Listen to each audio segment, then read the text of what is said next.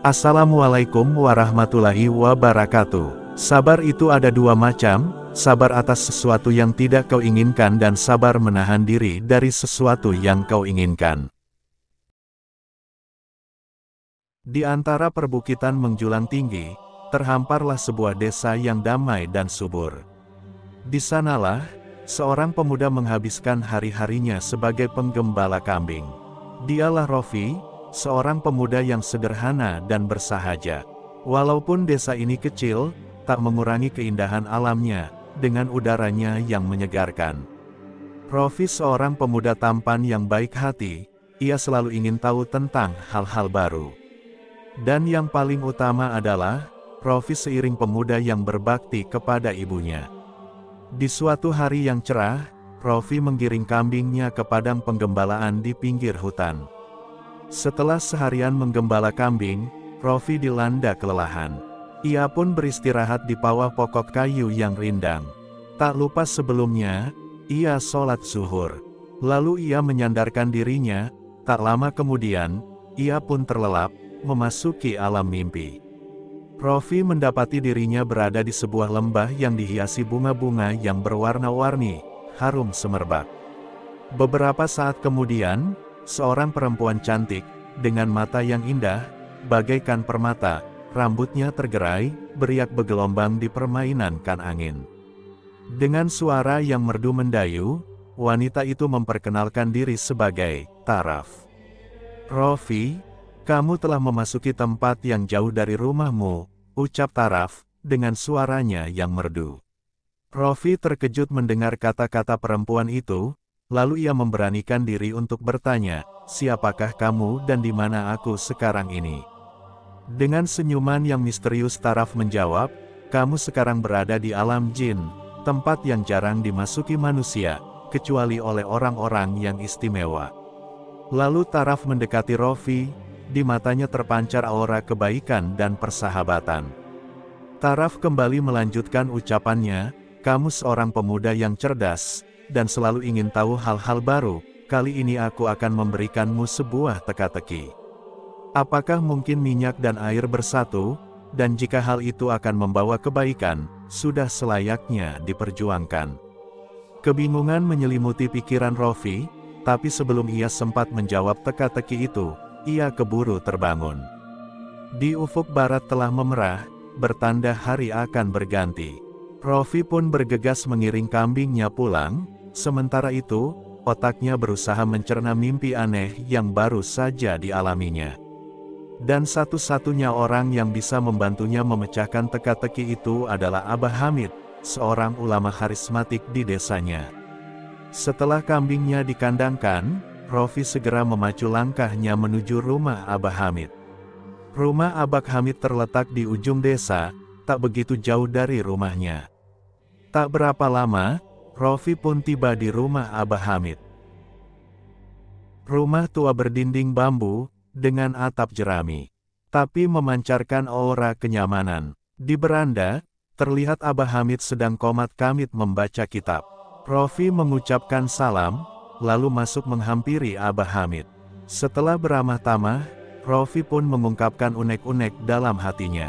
Dengan tatapan arif bijaksana, Abah Hamid mendengarkan keluh kesah Rofi. Sambil mengusap jenggotnya yang mulai memutih, Abah Hamid pun mulai menjawab keluhan Rofi. "Rofi, teka-teki ini sungguh memiliki makna yang mendalam," kata Abah Hamid memulai wajengannya. Rofi dengan penuh harap, menunggu wajengan Abah Hamid selanjutnya. "Jawaban teka-teki ini harus kamu cari sendiri, agar kamu lebih memahami dan meresapi setiap makna yang terkandung di dalamnya. Pertama-tama, kamu harus berpuasa, ini bertujuan untuk membersihkan jiwa, pikiran dan hatimu." "Berpuasa Abah?" tanya Rofi. "Ya, laksanakanlah selama 7 hari. Tidak hanya berpuasa dari makan dan minum, tapi juga harus mengekang nafsu duniawi. Dan ketika berbuka, hindarilah makanan yang mengandung garam dan daging. Dengan cara ini, saya harap kamu bisa mendapatkan jawaban dari teka-teki itu." Walaupun dirasa berat, tapi Rofi akan melakukan semua itu tanpa ragu. Dengan Membawa secercah harapan baru di hatinya, Rofi pun pulang, berlalu dari rumah Abah Hamid. Cahaya bulan menerangi langkah Rofi menuju rumahnya. Dengan tekad yang kuat, ia akan memulai perjalanan spiritual, yang akan membuka babak baru dalam hidupnya. Di malam pertama tirakat puasanya, bayangan Taraf selalu mengisi benaknya. Apa arti semua ini? Batin Rofi. Ia jadi sulit tidur, namun, karena rasa penasaran dan didorong oleh tekad yang kuat, Rofi memulai pencariannya untuk mencari solusi dari teka-teki yang dilontarkan oleh wanita yang berasal dari alam jin itu.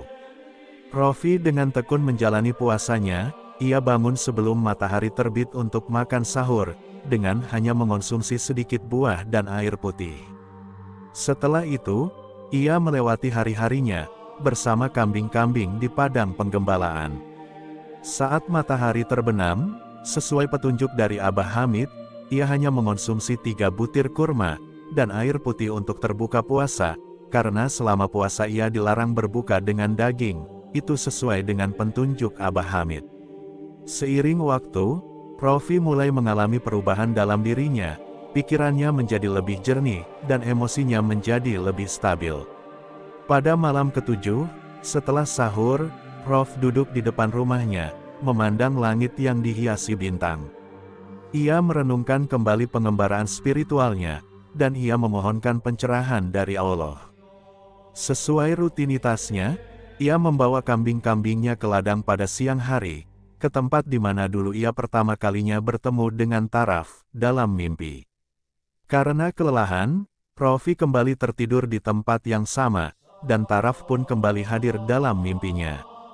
Sekarang warna-warna menjadi lebih cerah, suara-suara menjadi lebih jelas. Alam mimpi menjadi lebih nyata. Cahaya gemerlap nan misterius berkelip di sekitar tubuhnya, dan dia menyambut Rofi dengan senyuman terindah yang pernah dilihat Rofi. Apakah kamu telah mempunyai jawaban dari pertanyaanku, Rofi?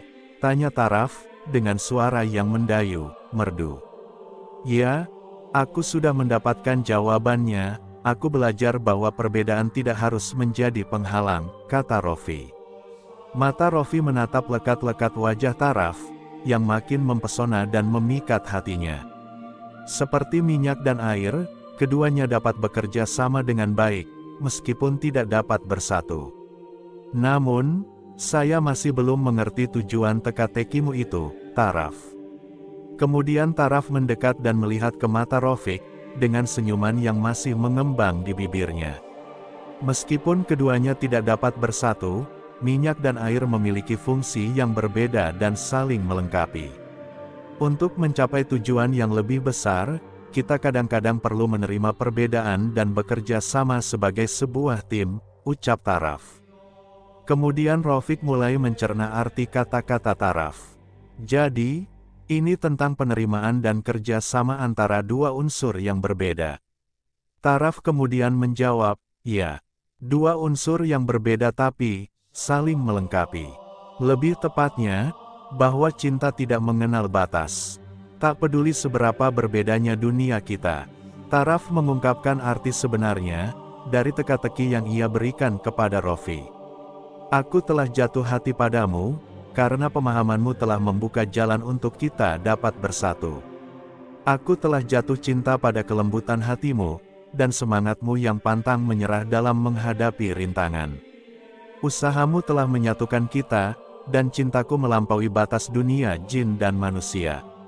Rofi kaget mendengar pengakuan Taraf yang spontan, tetapi, jauh di lubuk hatinya, ia juga merasakan ada getaran yang sama dengan Taraf. Rofi telah mengagumi kecantikan Taraf sejak awal, walaupun ia berusaha menyembunyikan getaran-getaran di hatinya. Taraf kemudian mengajak Rofi mengembara ke alam jin. Mereka melewati istana kristal yang megah, dan pasar yang penuh dengan barang-barang ajaib. Waktu seolah-olah berhenti, dan setiap detik yang mereka lewati, terasa sangat berharga. Taraf membawa Rofiq ke hadapan ayahnya pada akhir perjalanan mereka. Dengan wajah yang bijak dan penuh wibawa, ayah Taraf berkata, "Selamat datang, anak manusia. Apakah engkau bersedia jika kuangkat jadi menantu? Sekarang kamu telah tahu, bahwa kami adalah dari golongan bangsa jin. Kami ini nyata, meskipun saat ini hanya dalam mimpimu." Rofi merasa terhormat dan kegirangan, dan ia pun tak menampik tawaran itu. Kemudian mereka segera mengadakan pesta pernikahan, dengan upacara yang meriah, penuh cahaya dan musik yang gemerlapan. Namun, saat malam pertama tiba, mereka mulai memadu kasih. Rofi merasakan sensasi yang luar biasa, tapi juga ganjil. Tak berapa lama ia pun tersentak dan terbangun. Rofi mendapati seekor kambing sedang menjilati pipinya. Kini ia terbaring di tengah padang rumput dengan langit yang mulai memerah, pertanda malam akan segera menyelimuti alam. Ia pun segera membawa pulang ternaknya. Perasaannya bercampur aduk, antara senang dan bingung, karena kejadian ganjil yang baru saja dilaluinya. Sesampainya di rumah, Rofi merasa dirinya jadi berbeda. Pengalaman di alam mimpi itu meninggalkan kesan yang mendalam, dan menimbulkan banyak pertanyaan di benaknya. Di kamarnya, ia berpikir tentang pernikahan mereka dan apa artinya semua itu. Keesokan harinya, dia kembali menemui Abah Hamid dan berkata, "Abah, saya telah menikah dengan Taraf, wanita dari bangsa jin yang kemarin saya ceritakan." Rofi berkata dengan suara bergetar, "Entah itu di alam jin ataukah di alam mimpi?" Ucap Rofi menambahkan, lalu Abah Hamid menatapnya dengan tatapan yang mendalam, dan mencoba memahami setiap kata yang meluncur dari mulut Rofi. Lalu Abah Hamid berkata, "Mimpi kita kadang-kadang memiliki pesan yang lebih mendalam dari sekadar hanya bunga tidur saja. Meskipun pernikahan kamu dengan Taraf hanyalah dalam mimpi, mungkin itu memiliki pesan tertentu untukmu." Lalu, Rofi mendekatikan duduknya ke samping gurunya, dan bertanya, "Apa yang harus saya lakukan, dan apakah ini bukan hayalan? Apakah agama kita membolehkan manusia menikahi golongan jin?" Abah Hamid kemudian mengatakan, bahwa dahulu pernah ada cerita tentang pernikahan antara manusia dan bangsa jin. Sebagian ulama, seperti Hasan Basri, berpendapat bahwa pernikahan ini tidak hanya mungkin, tetapi juga diperbolehkan. Imam Malik juga pernah menikahkan seorang laki-laki dengan perempuan bangsa jin. Karena tidak ada ayat yang secara eksplisit melarangnya, tetapi, kamu juga jangan lupa, bahwa hal-hal seperti harus dipertimbangkan dengan hati-hati. Abah kemudian melanjutkan nasihatnya. Dan, pernikahan dalam Islam memerlukan satu syarat yang sangat penting, yaitunya kedua belah pihak harus memiliki agama yang sama, yaitunya Islam. Abah Hamid memberitahu Rofi, bahwa, hanya jika Taraf bersedia memeluk Islam, maka pernikahan kalian akan menjadi sah. Kata-kata itu memberikan sedikit kelegaan di hati Rofi, tetapi sekaligus juga menambah beban pikirannya. Bagaimana mungkin ia bisa berbicara dengan Taraf di dunia nyata? Bagaimana jika itu hanyalah mimpi belaka, dan tidak pernah benar-benar terjadi? Berbagai macam kemungkinan berkecamuk dalam benaknya. Dia berdiam diri dalam kamarnya, ia terus berpikir dan berdoa. Ia harus segera membuat keputusan. "Kamu harus datang ke duniaku, dan masuk ke dalam agamaku, jika kamu benar-benar mencintaiku." Ucap Rofi dalam lamunannya. Berharap Allah akan mendatangkan keajaiban untuknya. Hari-hari berlalu tanpa ada petunjuk apapun akan kehadiran Taraf. Hati Rofi mulai dihinggapi keraguan, tapi ia bertekad tak akan menyerah.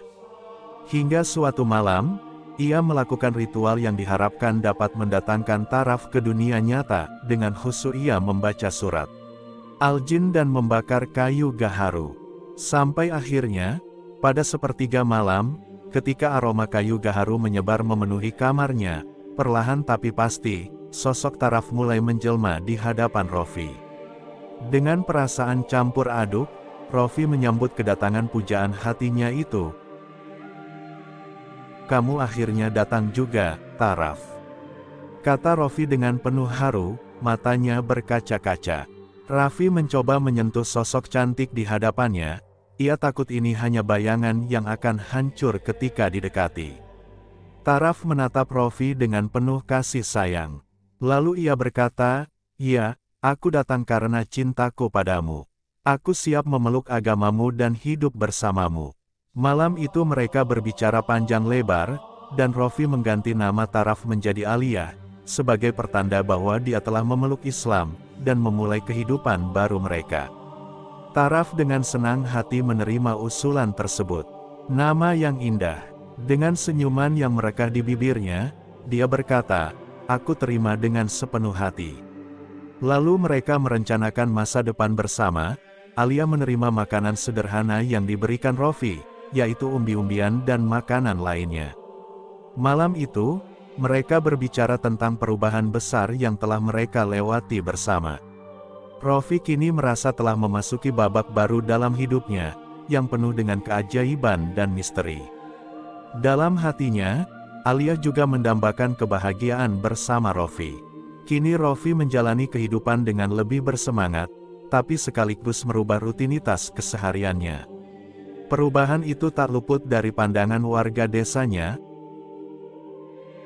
Keseharian Raffi dalam mengembala kambing, tak lagi seperti biasanya. Sekarang, Raffi lebih suka menghabiskan hari-harinya bersama Alia, di alam jin, atau bisa jadi hanya dalam mimpinya. Dia sering terlihat pulang dari penggembalaannya ketika hari sudah larut malam. Terkadang, ia tampak lesu, tetapi pada suatu waktu, ia tampak penuh semangat. Desas-desus yang kurang enak, mulai tersebar di sekitaran tempat tinggal Raffi. Kecurigaan dan keraguan tentang apa yang sedang terjadi dengan Raffi, menjadi perbincangan warga desa. Situasi menjadi lebih kompleks dan rumit apabila ibunya, seorang janda yang telah lama mengandalkan Raffi, menyampaikan kebimbangannya, begitu ia tahu Raffi telah menjalin kasih dengan Aliyah. "Wahai anakku, akhir-akhir ini perilakumu mulai berubah. Sekarang kamu sering pulang larut malam dari pengembalaan. Apakah semua ini ada hubungannya dengan Aliyah?" Tanya ibunya. "Ya ibu, tapi Aliyah adalah jin yang baik, dia pun telah menganut agama Islam, dan saya juga teramat mencintainya. Walau begitu, bagaimana dengan masa depanmu, anakku? Bagaimana jika kamu kelak memiliki anak? Anak-anakmu akan menjadi bagian dari bangsa jin, dan pernikahan kamu dengan Aliyah mungkin akan membawa kamu ke arah yang tidak kamu ketahui." Perkataan ibunya begitu membebani pikiran Raffi, tapi di sisi lain, ia juga harus berbakti kepada ibunya. Akhirnya dengan pikiran gundah dan rasa sesak di dadanya, Raffi melangkahkan kakinya menuju rumah Abah Hamid.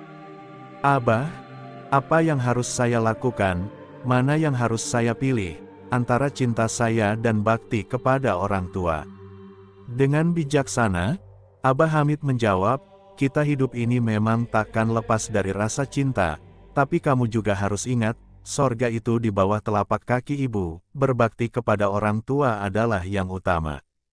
Setiap keputusanmu, akan ada konsekuensi masing-masing, jadi berhati-hatilah dalam menentukan pilihanmu." Tak lama kemudian Raffi pun meninggalkan rumah Abah Hamid. Kepalanya terasa mau pecah, ia bingung. Apa seharusnya yang ia lakukan? Dia berjalan pulang dengan perlahan, memikirkan pilihan yang dihadapinya. Tapi dia sadar bahwa ia harus dengan segera membuat keputusan yang tepat, karena setiap keputusan yang diambilnya, akan mempengaruhi hidupnya, dan kebahagiaan orang-orang yang ia sayangi. Seperti biasanya, di kala pagi datang, Raffi pun menggiring kambingnya ke padang pengembalaan. Di padang penggembalaan, ia mencoba berkonsentrasi dan berdoa kepada Sang Pencipta, agar ia diberikan petunjuk dan kekuatan untuk menghadapi cobaan ini. Detik-detik berlalu, matahari pun mulai condong ke barat. Saat itu Raffi tiba-tiba saja memasuki alam yang dulu pernah dikunjunginya bersama Aliyah. Raffi mencoba memanggil Aliyah, tak berapa lama, Aliyah datang menghampiri, tampak cairan bening menggenang di matanya. "Aliyah, cinta telah mempertemukan kita, dua insan dari alam yang berbeda. Tapi sekarang aku harus membuat keputusan yang tak mudah. Kita harus berpisah, Rofi berkata, sambil berlinang air mata. Dengan hati yang pilu, Aliyah mengangguk perlahan. Aku pun merasakan apa yang kamu rasakan, Rofi. Memang jalan yang kita lalui penuh rintangan, dan sulit bagi kita untuk bersatu. Tapi aku ikhlas dengan keadaan ini. Semoga ini menjadi jalan yang terbaik untuk kita. Oh ya Rofi, aku juga ingin memberi kabar untukmu. Aku telah dilamar oleh pangeran dari bangsaku. Dia seorang yang sangat baik dan ramah sepertimu. Aku rasa inilah jalan yang harus kulalui, demi kebahagiaan kita semua. Walaupun ia telah ikhlas melepaskan Aliyah, tapi ketika ia mendengar kabar itu, hatinya tetap terasa pilu. Bagaimanapun cintanya kepada Aliyah takkan bisa hilang begitu saja. Yakinkah kamu bahwa ini jalan yang terbaik untuk kita? Aku ingin berbakti pada ibuku, tapi aku juga tak sanggup kehilanganmu. Suasana pun menjadi canggung penuh kesedihan, isak tangis mereka pun pecah menyayat hati, meratapi perpisahan yang akan terjadi. Lalu setelah melalui pembicaraan yang alot dan penuh emosi, Rofi memutuskan untuk menemui Pangeran Jin itu. Dalam pertemuannya dengan Pangeran Jin itu, Rofi rela mengikhlaskan Aliyah jadi istri sang pangeran, asalkan sang pangeran mau memeluk Islam. Karena cintanya yang tulus pada Aliyah, pangeran itu pun menyanggupinya tanpa rasa ragu. Ia berjanji akan menjaga Aliyah dengan segenap jiwa dan raganya. Setelah mendengar janji Pangeran Jin itu, Rofi kini merasa lebih tenang untuk melepaskan Aliyah. Rofi dan Aliyah berpelukan untuk terakhir kalinya, simbol keabadian cinta mereka yang takkan mungkin bersama. Beberapa saat kemudian, Rofi merasakan sesuatu yang basah mengusap pipinya. Ketika ia membuka matanya, seekor kambing sedang menjilati pipinya. Rupanya sekarang ia sudah kembali ke alam nyata. Di ufuk barat langit terlihat memerah, dan di kejauhan ia melihat Aliyah dan Pangeran Jin melangkah menjauh. Rofi pun bergegas menggiring kambing-kambingnya pulang. Langkahnya gontai, tubuhnya seakan tak bertulang. Membawa hati yang hancur, dan kenangan bersama Aliyah yang akan tersimpan rapi di lubuk hatinya yang paling dalam. Kini, Rofi mengerti bahwa cinta yang tulus membutuhkan pengorbanan yang besar.